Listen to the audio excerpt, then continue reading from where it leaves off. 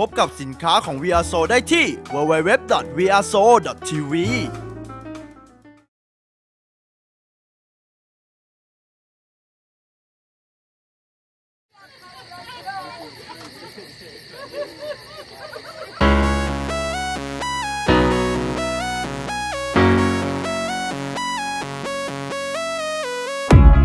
มาร้องหง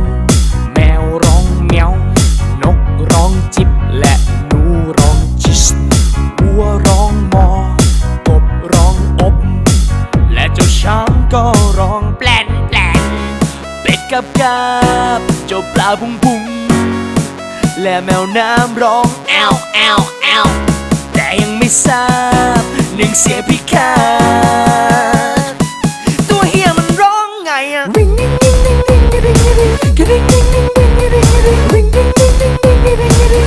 เฮียมันร้องไงอะว้าวว้าวว้าวว้าวว้าวว้าวว้าวว้าวว้าวว้าวว้าวว้าวว้าวว้าวว้าวว้าว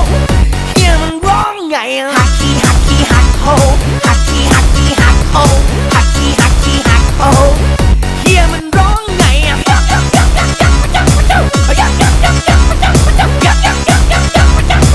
ตัวเฮียมันร้องไงอะตากลมโตจมูกแหลมชอบกินไก่ว่ายน้ำก็เก่งอุ้งเท้างามจุ่มใต้น้ำทันใดนั้นเราก็พบกันลิ้นมีสองแฉกน่าประทับใจดังนางฟ้าจำแรงกายหากเธอได้พบเจ้ามาเป็นมิตรจะเข้าไปทักทายมันไหมมอสมอสมอเธอจะทักมันว่าไงโฮส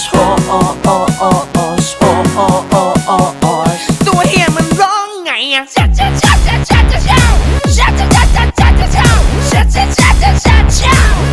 ฮียมันร้องไงอะเฮียมันร้องไงอะ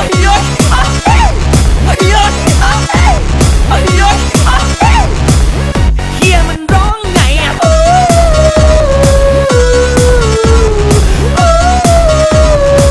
ตัวเฮียมันร้องไงอะความลับของตัวเฮียนั้นซ่อนมา5,000 ปีในแม่น้ำสักทีเธอแฝงกายในน้ำเสียงที่เธอใช้